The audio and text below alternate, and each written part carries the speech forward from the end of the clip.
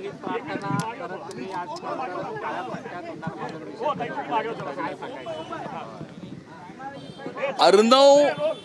अर्णव खैरे नावाचा 19 वर्षाचा मराठी युवक याला रेल्वेमध्ये मारहाण झाली आणि त्या मारहाणीमुळे त्याची मनस्थिती खच्ची झाली आणि त्यामुळे त्याने घरी जाऊन आत्महत्या केली।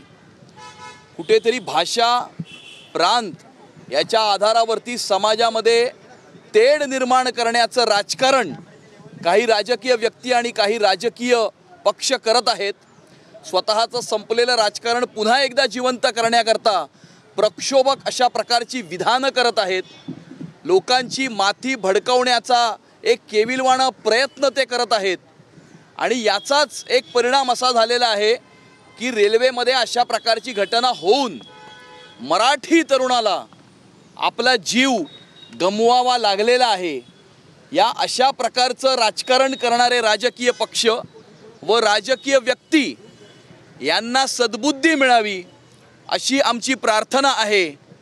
आणि आज या ठिकाणी जे एक मराठी गीत आहे, माणसानी माणसाशी माणसा सम वागणे हीच आमचे मागणे हीच आमची प्रार्थना, भाषा प्रांत याचा भेद विसरून सर्वांनी एकत्रितपणे राहणे, एकत्रितपणे माणसाने माणसाशी माणसासम वागणे हे मराठीतलं गीत, मराठीचा कैवार घेणारे काही लोक यांनी हे गीत ऐकावं आणि या गीताचा अभ्यास करावा आणि या गीतापासून काहीतरी शिकावं अशी आमची इच्छा आहे।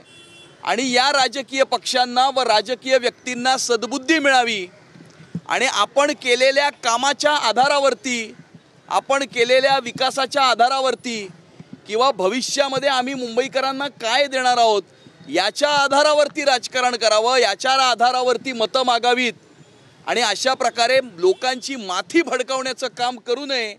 समाजामध्ये भाषा प्रांताच्या आधारावरती तेढ निर्माण करू नये। मुंबई शहराच्या सोशल फॅब्रिकला कुठेतरी धक्का पोहोचवण्याचा एक केविलवाणा प्रयत्न कोणीतरी करताय। अशा प्रकारच्या सर्व प्रयत्नांचा आम्ही निषेध करतो आणि आम्ही आता हिंदू हृदय सम्राट शिवसेना प्रमुख बाळासाहेब ठाकरे यांच्या स्मृतीस्थळावरती जाऊन बाळासाहेबांना ही प्रार्थना करणार आहोत की काही राजकीय पक्ष व काही राजकीय व्यक्तींना सद्बुद्धी मिळावी अशा प्रकारची प्रार्थना आम्ही करणार आहोत।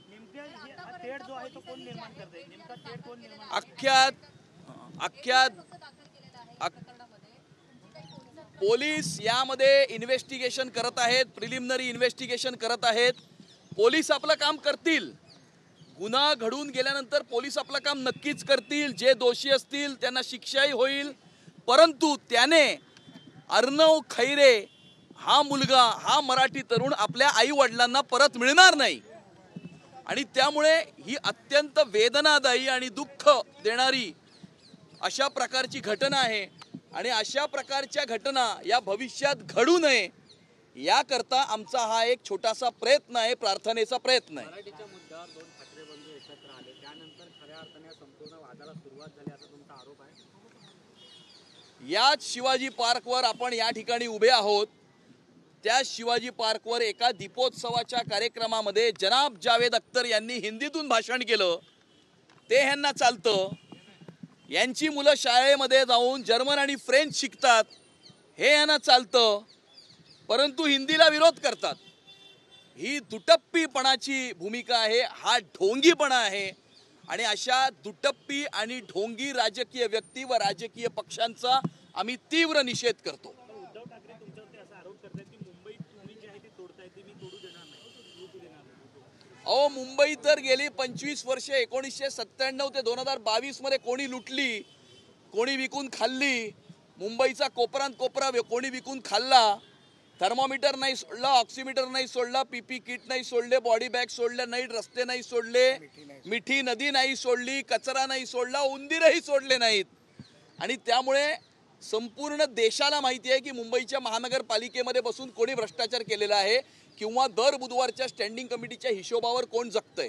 महाविकास आघाडी आता पुन्हा एकदा मुंबईमध्ये एकत्र येण्याचा प्रयत्न करते। इकडे शरद पवार म्हणाले की जर तुम्ही सत्याचा मोर्चा काढला तर मग एकत्र का लढत नाही? तर दुसरीकडे आज विजय वडेट्टीवार असे म्हटले की आमचे विचार किंवा आमचे आचार वेगळे जरी असले तरी आम्ही मनसेला सोबत घेण्याचा प्रयत्न करू. त्यामुळे कुठेतरी भाजपच्या विरोधात एक मूड बांधण्याचा प्रयत्न करू. कोणाला एकत्र यायचं आहे किंवा कोणाला एकत्र यायचं नाही हा त्यांचा प्रश्न आहे. परंतु कोण एकत्र येत आहे किंवा कोण एकत्र येत नाही आहे हे महत्त्वाचं नाही आहे. गेल्या 11 वर्षामध्ये या मुंबई शहराचा विकास कोणी केला? मेट्रो कोणी आणली? अटल सेतू कोणी आणला? कोस्टल रोड कोणी केला? BDD चाळीच्या मराठी माणसाला 560 फुटाचं घर कोणी दिलं? किंवा मुंबईमध्ये CCTV कॅमेरा लावून मुंबईला सुरक्षित कोणी केलं? हे महत्त्वाचं आहे.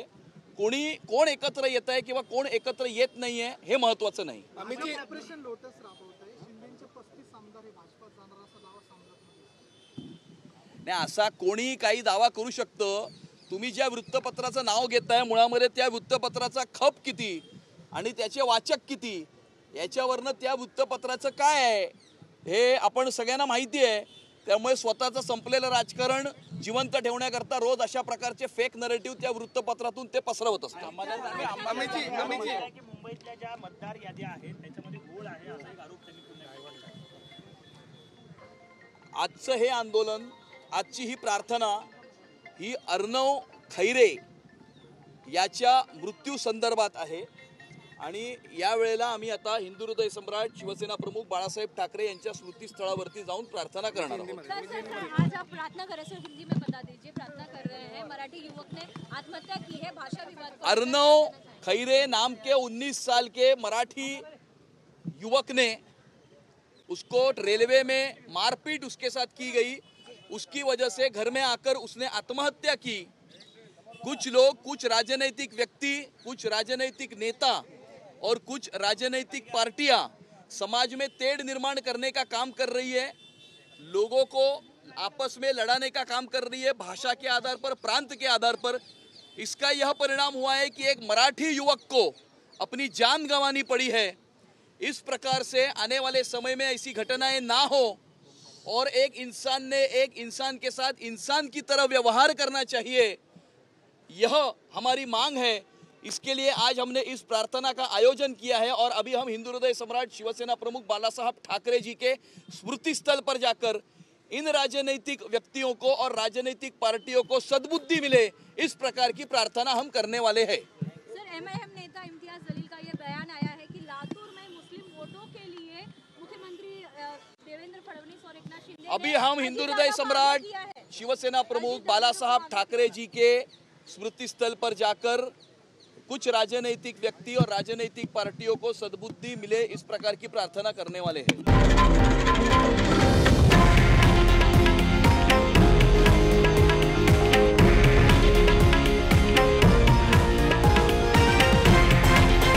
हे आहे देशातील नंबर 1 न्यूज नेटवर्क आणि आपण पाहत आहात TV9 मराठी, एकमेव.